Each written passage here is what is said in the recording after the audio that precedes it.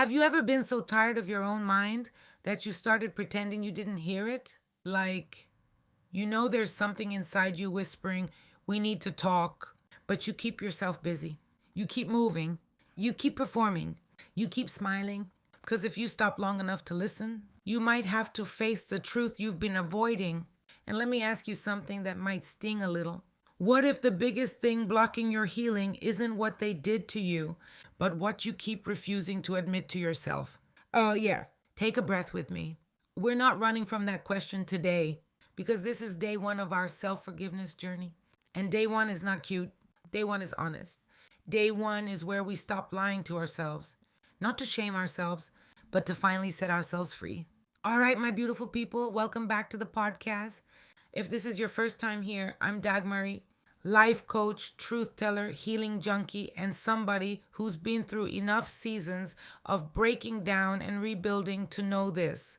You don't heal by skipping the truth, you heal by walking straight through it. So today we're starting something sacred, a 28-day self forgiveness journey. But I want you to understand the tone from the jump. This isn't about moving on quickly. This isn't about pretending it didn't hurt. This isn't about spiritual bypassing. This is about coming home to yourself.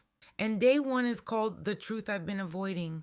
Because before I could forgive myself, I had to admit what I was doing to myself. Let me tell you what inspired this. I remember sitting in my car one day. You know those moments where life is moving around you, but inside you it feels like everything is paused? I was sitting there, hands on the steering wheel, and I wasn't crying. I wasn't angry. I was just numb. And I heard this little voice in my head say, "You keep asking everyone to be honest with you, but when are you going to be honest with yourself?" That voice did not come to play because I realized something. I had been avoiding myself, not intentionally, not because I wanted to stay stuck, but because the truth was going to require something from me. And I didn't feel ready. So today I'm going to take you through what this means, why it matters, what I learned the hard way, and how you can start facing your truth without falling apart. By the end of this episode, you're going to feel clearer, braver, and more connected to yourself than you were when you press play. Let's get into it. So, what do I mean when I say the truth I've been avoiding? I'm talking about that thing your soul already knows, that thing you've been trying to rationalize away, that thing you keep brushing under the rug because looking at it feels too heavy, too embarrassing, too painful, or too complicated. It could be the truth about what you tolerated, the truth about what you chose, the truth about what you allowed because you were starving for love, the truth about how you treated yourself behind closed doors, the truth about the stories you keep telling just to survive, the truth about the version of you that's still grieving. Truth isn't just facts. Truth is emotional reality. And here's why it matters. You cannot forgive what you refuse to face, and you cannot heal what you keep hiding.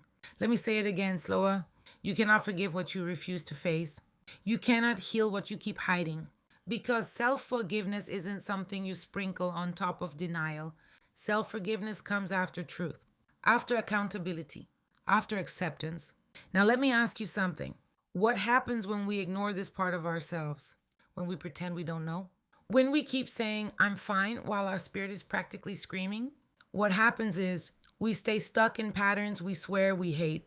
We repeat relationships that break us. We keep sabotaging good things. We keep living with this low-level shame humming in the background of our life like a refrigerator that never shuts off. And if you're like me, you get tired. You start feeling like you're battling yourself every day. Because you are. Avoiding the truth is exhausting, but facing it is where your power comes back. Let me take you into my own truth. There was a season in my life where I was addicted to attention. I'm not proud of it, but I'm not hiding it either. Because that addiction wasn't about vanity. It was about wounds. I had this deep belief that if I could be wanted, if I could be chosen, if I could be praised, then I must be worth something. So I chased love like it was oxygen. And I accepted crumbs like they were a feast. I blamed people for how I felt. I blamed my past. I blamed the men. I blamed the system. I blamed everything outside of me. But there was one truth I did not want to face. I was abandoning myself. Who? I didn't want to say that out loud because it sounded cruel. But it was true. I abandoned myself for approval. I silenced my needs to avoid conflict. I stayed in situations that were killing me slowly because I was afraid of being alone. And here's the truth under that truth: I didn't believe I deserved better. So I kept choosing what matched my self worth, not my dreams, not my potential, my self worth. And I'm going to be real with you: when I finally saw that, I felt sick. Because it's one thing to say, I've been hurt. It's another thing to say, I've been hurting myself. That was the truth I avoided for years. I avoided it because if I admitted it, then I had to own it. And owning it meant I couldn't stay a victim in my own story anymore. I couldn't keep pretending I had no choices. I couldn't keep waiting for someone else to save me. I was terrified because when you stop avoiding the truth, you don't just lose denial, you lose excuses. And for a while, excuses felt like safety. But then something happened. I had a moment like a quiet breakdown where I said to myself, Dagmary, you don't get to hate your life and keep doing the same things. I remember crying in my bed, asking God to help me change. And the answer didn't come as a miracle. It came as a mirror. It came as me admitting I've been avoiding my role in this, not blaming myself, not shaming myself, but seeing myself. And baby, that day was the beginning of my freedom, because once I saw the truth, I could forgive myself for not knowing better, for surviving the only way I knew how, for craving love the way a hungry child grabs food. I could finally say, I'm not a bad person. I was a hurting person.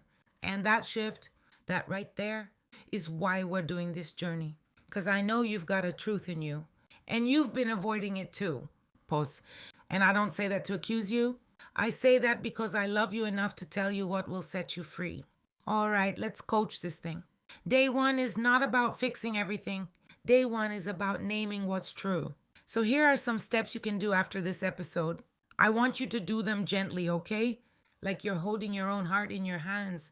Step one, create a quiet moment. You cannot hear your truth while you're drowning in noise. So give yourself at least 10 minutes today. No phone, no TV, no distractions. Sit, breathe, let yourself be still. Even if you feel uncomfortable, especially if you feel uncomfortable, because truth lives under the discomfort. Pause. Step two, ask yourself one honest question, not 10, not a whole interrogation, just one. Here are a few you can choose from. What truth about myself have I been avoiding? What do I know deep down that I keep pretending isn't real? Where am I not being honest about what I need?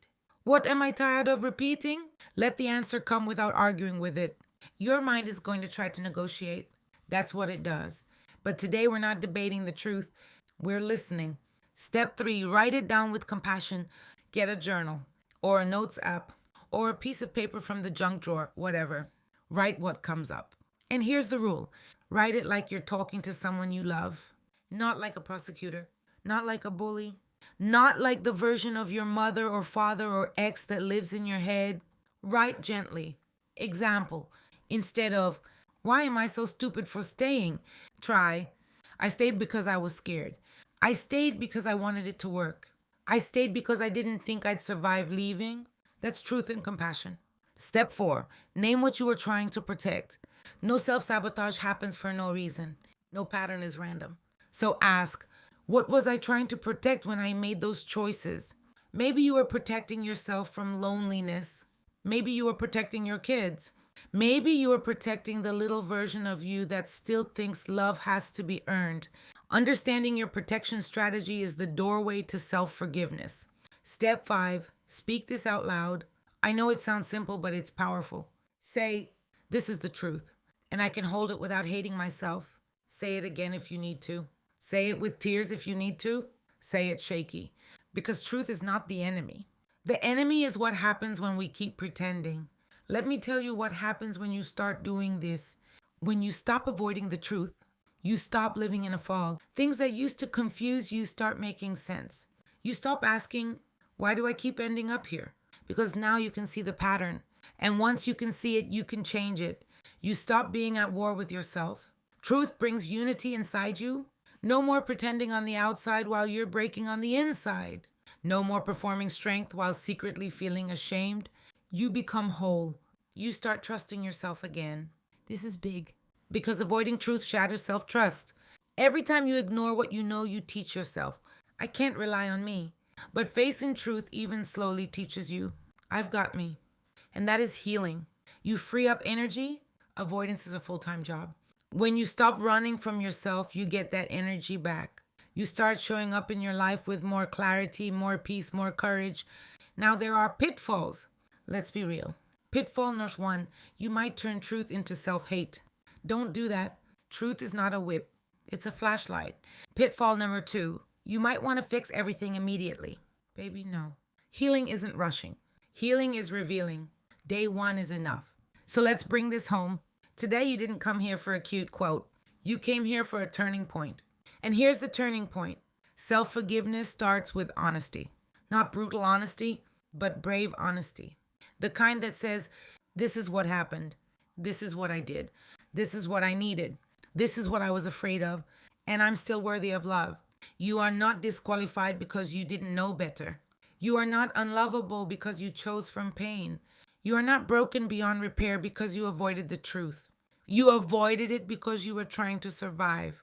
But you're not just surviving anymore. You're here. You're listening. You're choosing something new. So here's your day one affirmation. I am ready to tell myself the truth and love myself through it. Say it again. I am ready to tell myself the truth and love myself through it. You don't have to do this perfectly.